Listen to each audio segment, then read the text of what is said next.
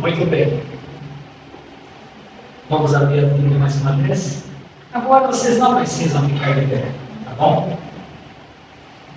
Essa canção aí tem tudo a ver com o que eu falei de fato no começo, do amor, que é uma dívida que você tem. Você tem essa dívida, as crianças vão sair, né?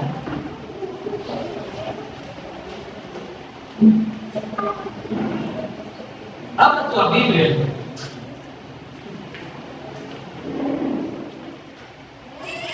No capítulo 7. No capítulo 7 de Mateus.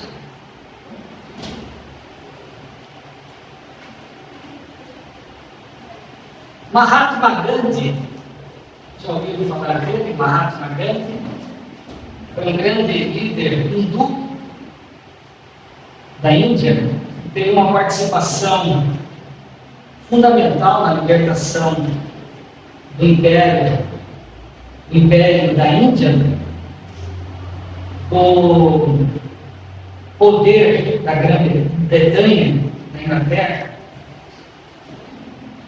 E ele, Mahatma Gandhi, ele conheceu um pastor, foi acompanhado pelo pastor Batista no começo das suas andanças políticas na Índia. Ele, que eu saiba, ele nunca se converteu formalmente ao Evangelho. Mas conhecendo e tendo amizade com esse pastor Batista por muito tempo, ele chegou à conclusão, depois de ter lido a Bíblia, que o pastor Batista tinha recomendado ele ler, ele falou uma coisa que sintetiza bem o cristianismo. Ele fala assim: vocês não precisam da Bíblia toda, pelo que eu entendi, para seguir a Cristo. Vocês só precisam do capítulo 5, 6 e 7 de Mateus. Aí ele disse assim, que a Inglaterra, o Império Britânico, protestante, né, de fundamento histórico protestante, ele disse que se a Inglaterra praticasse o capítulo 5, 6 e 7 de Mateus, a Inglaterra jamais seria o que foi para a Índia. Foi um império opressor. Aí ele falava muito sobre isso. Os cristãos não precisam da Bíblia toda, só precisam seguir o capítulo 5, 6 e 7 de Mateus. Porque ele, lendo a Bíblia, Mahatma Gandhi, várias vezes, ele chegou à conclusão que a essência de Cristo é o que ele disse ali. Que o verdadeiro cristão é o que segue capítulo 5, 6 e 7 de Mateus. Mas no final do capítulo 5, 6 e 7, que Jesus conclui o Sermão da Montanha, no verso 13, capítulo 7, verso 13, ele disse assim: entrai pela porta estreita.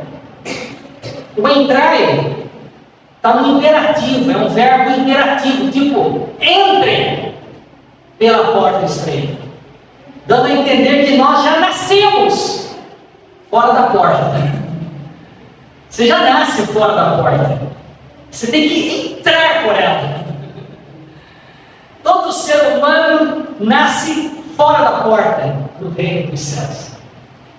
Então quando Jesus fala assim, entrai, ele está falando assim, quer ser agente do reino, quer ser filho do reino, quer ser um embaixador do reino, entrai pela porta estreita.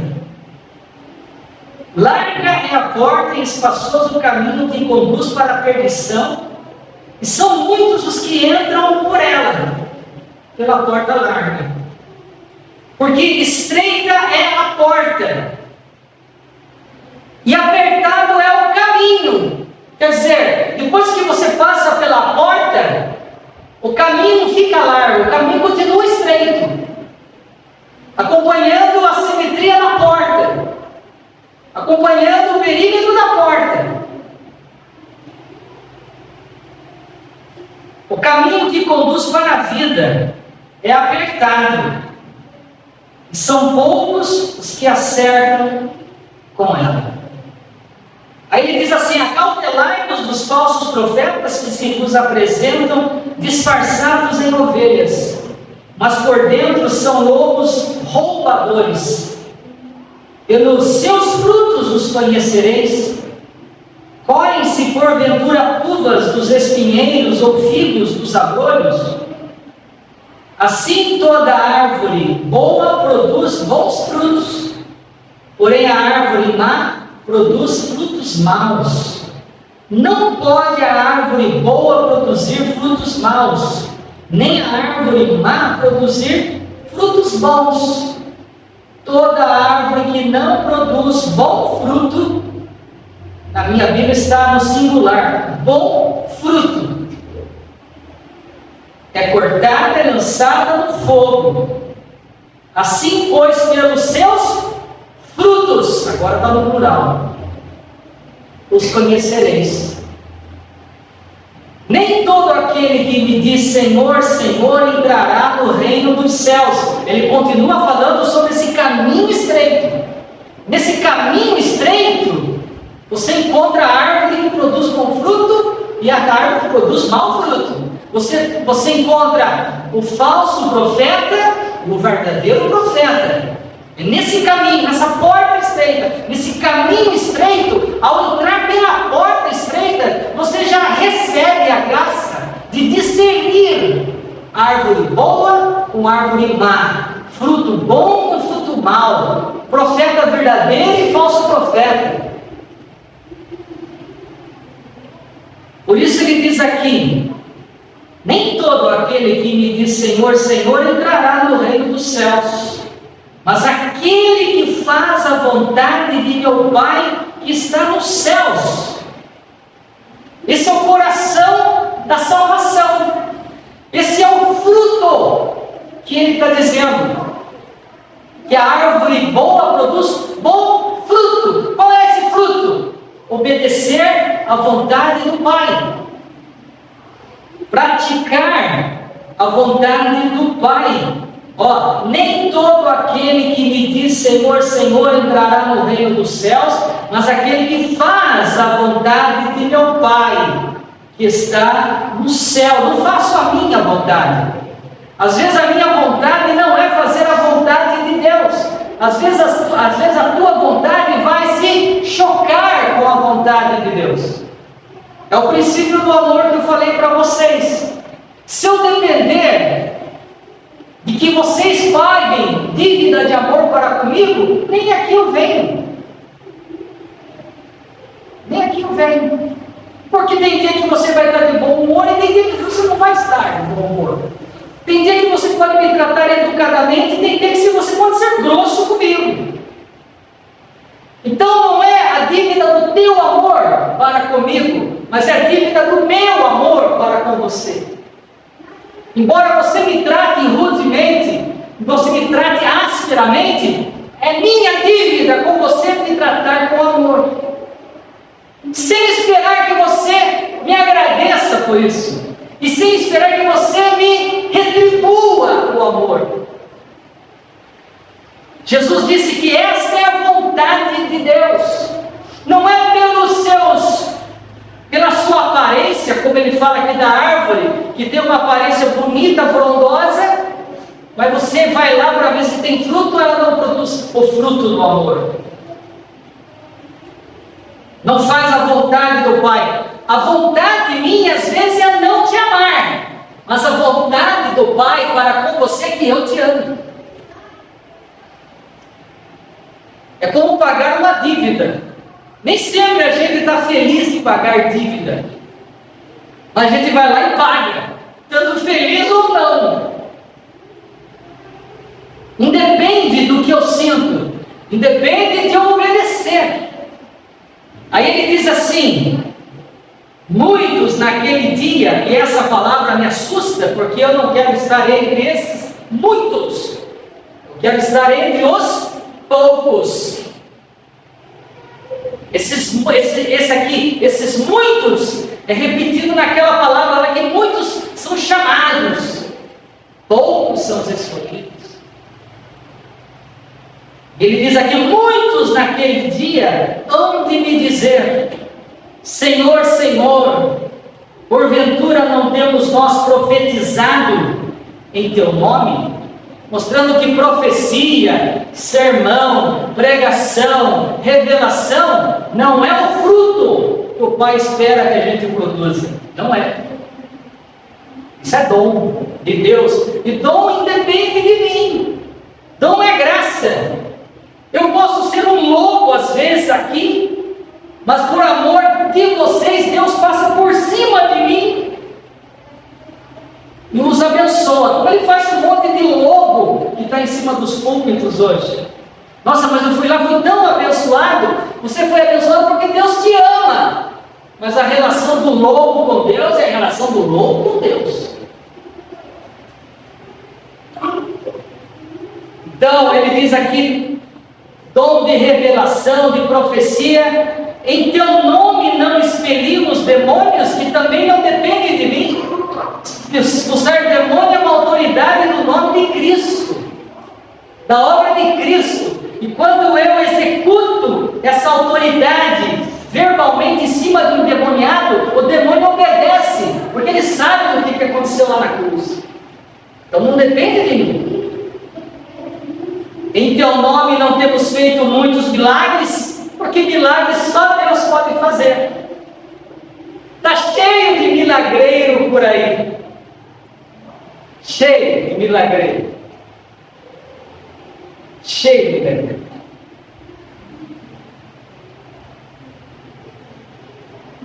Mas nenhum homem pode fazer milagre. Nenhum homem pode produzir um único milagre. Nenhum milagre um homem pode produzir. Porque milagre é uma lei divina que sobrepõe a lei natural. Andar sobre a água é um milagre. Transformar a água em vinho é um milagre. Curar o enfermo é um milagre.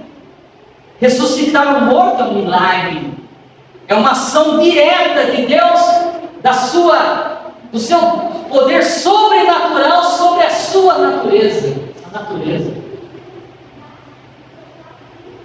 Aí o que acontece no verso 23, esse pessoal que profetiza, expulsa demônio e opera milagres, mas não produz o fruto do Espírito, o fruto da boa árvore, lhes direi explicitamente: nunca vos conheci, apartai-vos de mim os que praticais a iniquidade. Todo aquele, pois, que ouve estas minhas palavras, e eu gosto, essa conclusão de Jesus é linda, simples e linda. Todo aquele, pois, que ouve estas minhas palavras e as pratica. Porque a gente fala assim: quem crer em Jesus Cristo será salvo. Aí na cabeça do católico religioso, do evangélico religioso, do espírita religioso, o crer na cabeça dele é acreditar que Deus existe, que Jesus existe. Ora, eu posso acreditar até que o Saci Pererê existe. Mula sem cabeça, lobisomem, eu posso acreditar nisso. Eu já ouviu falar, quando era criança, eu ouvi falar do lobo, do lobisomem, do vampiro, da mula sem cabeça. Papai Noel, posso acreditar nisso. Mas hoje eu não acredito, eu tenho idade para acreditar que isso não existe. Por isso, só crer não quer dizer nada, porque na Bíblia,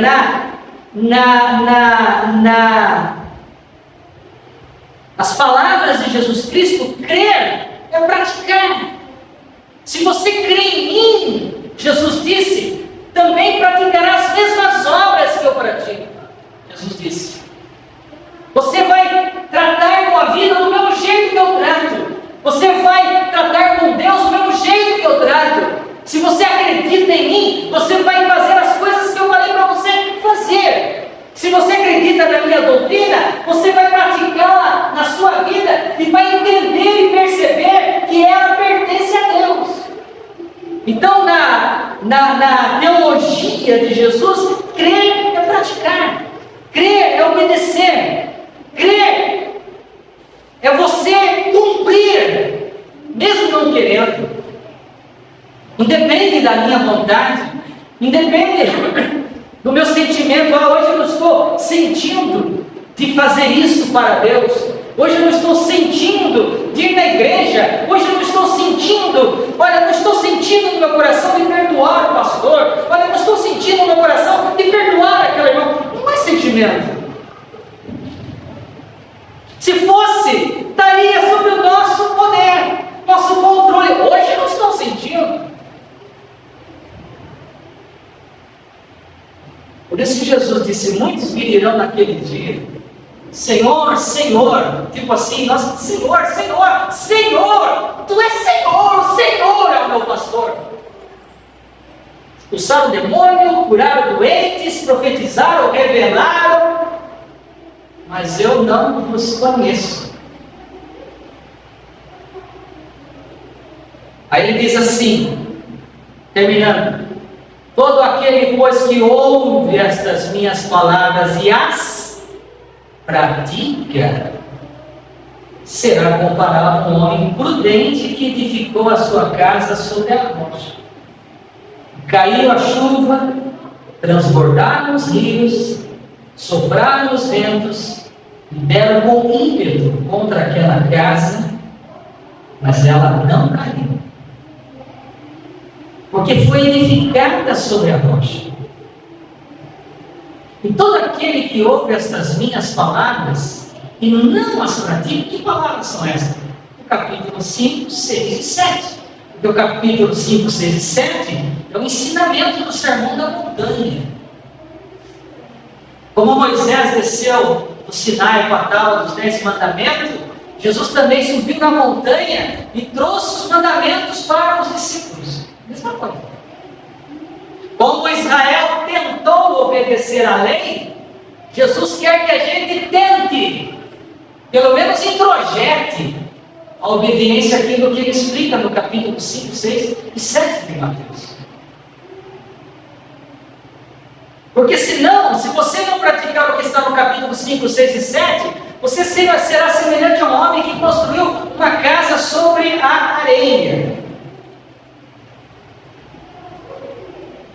Está aí, ó, no verso 26. E todo aquele que ouve essas minhas palavras e não as pratica, ouvir é apenas uma porcentagem do caminho. Ouvir é apenas uma moldura da porta estreita. Isso é ouvir. Ouvir é apenas um olhar sobre o caminho estreito. Mas quando você atravessa a porta e começa a andar pelo caminho estreito, aí você começa a praticar. Se você não faz isso, Jesus está falando, se você apenas viu a porta estreita, viu o caminho estreito, achou bonita a porta, achou bonita a sua aparência, a sua madeira, o seu material, e olhou para o caminho e falou: nossa, caminho lindo, maravilhoso, ó, que caminho estreito, ele é muito bem calçado, cheio de árvores, arborizado, florido. Mas se você não passa, Jesus está dizendo que a sua vida, verso 26, é todo aquele que ouve essas minhas palavras e não as pratica. Será comparado a um homem insensato que edificou a sua casa sobre a areia. E caiu a chuva, transbordaram os rios, sopraram os ventos, e deram com ímpeto contra aquela casa, e ela desabou. A expressão é forte. Grande foi a queda dessa casa, sendo grande a sua ruína. Vocês perceberam que a tempestade, o vento, a chuva, os rios transbordaram com ímpeto sobre tanto a casa que estava sobre a rocha, como a casa que estava sobre a areia? Perceberam isso? E Jesus disse que o fato de você passar pela porta e andar pelo caminho estreito não vai te poupar das adversidades, das angústias, das provações, do sofrimento, das dores. Não vai. Não pense que quando você passa pela porta e começa a trilhar o caminho, Deus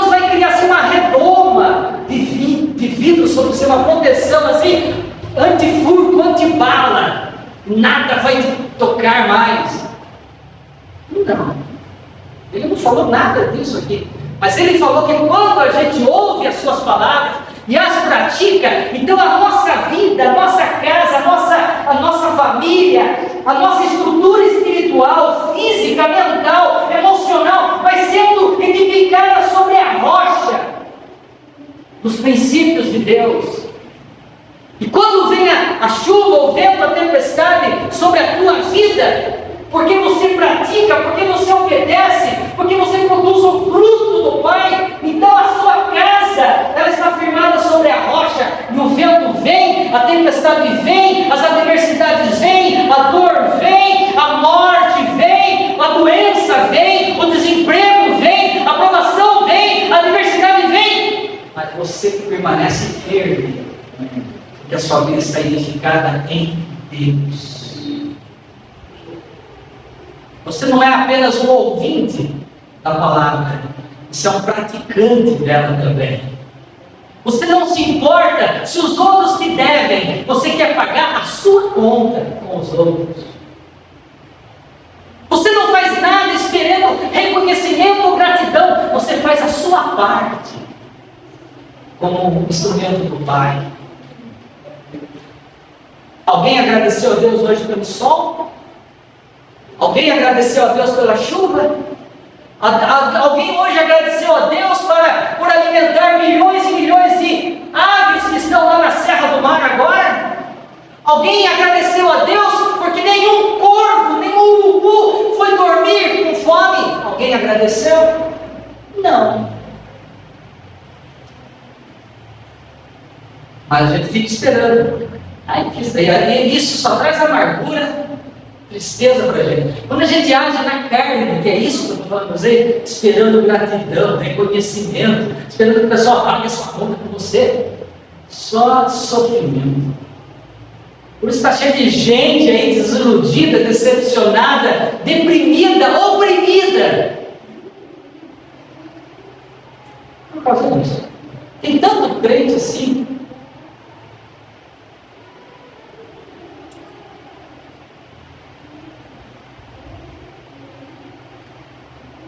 Jesus falou: no mundo tereis aflições, mas tem bom ânimo.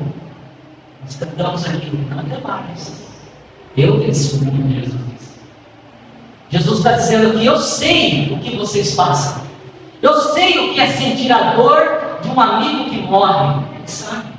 Eu sei o que é sentir fome, eu sei o que é ser hostilizado por uma turma de gente endemoniada. Eu sei o que é ser cobrado. Até na vida financeira ele foi cobrado. Lá em Pedro fala que ele estava na casa de Pedro, de repente ele estava vindo de um sermão maravilhoso que Jesus tinha pregado, todo animado, todo entusiasmado, porque o povo estava ali ouvindo. Ele chega na casa e tinha cobradores esperando ele. O mestre não paga imposto? Não é. Mas essas coisas ele sabe. Não há nada que eu e você passemos que ele já não tenha passado primeiro do que nós. Só que ele fala assim: eu venci. Eu venci. Eu não fui esmagado, eu não fui oprimido, eu não fui derrubado, vencido.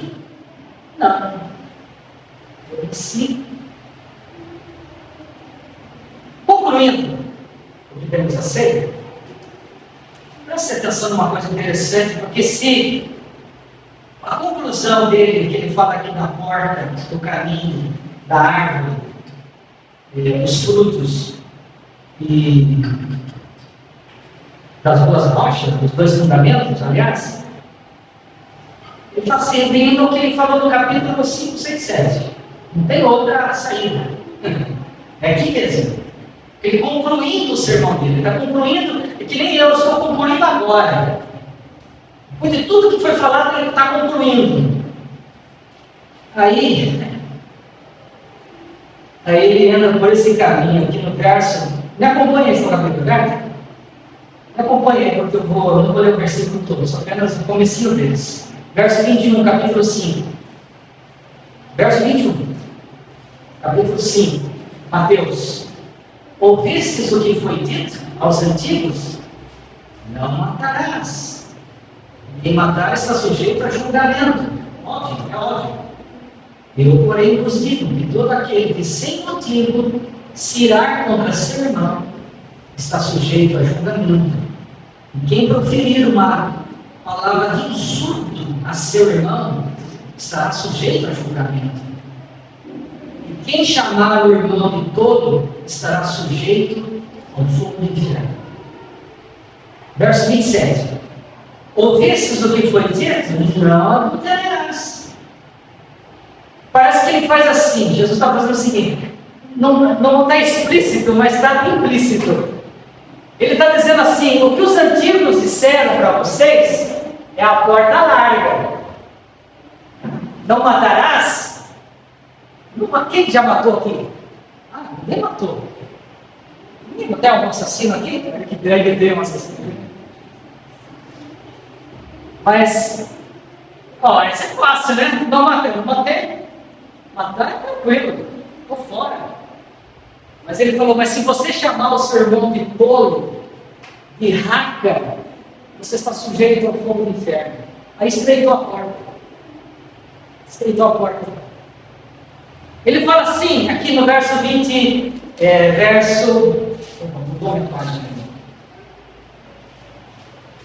no verso 23, 27, não adulterarás.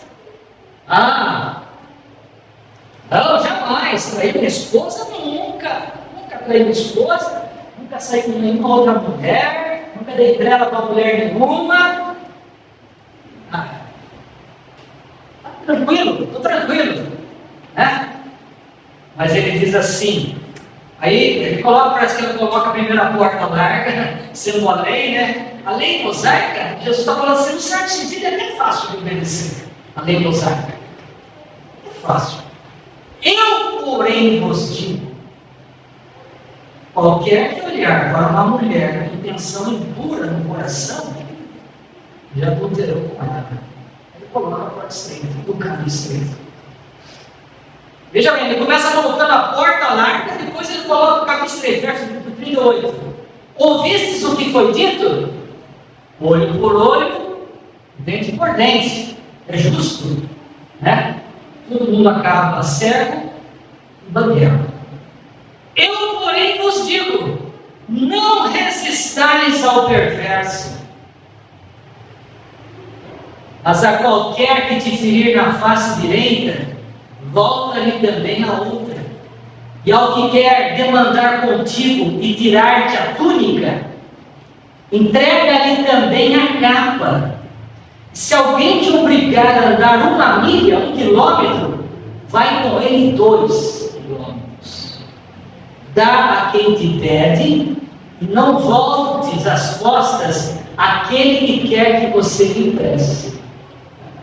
Complicou, né? O olho por olho e dentro por dentro é mais fácil. É mais largo. A porta está mais fácil de entrar nela. Mas ele estreita a porta.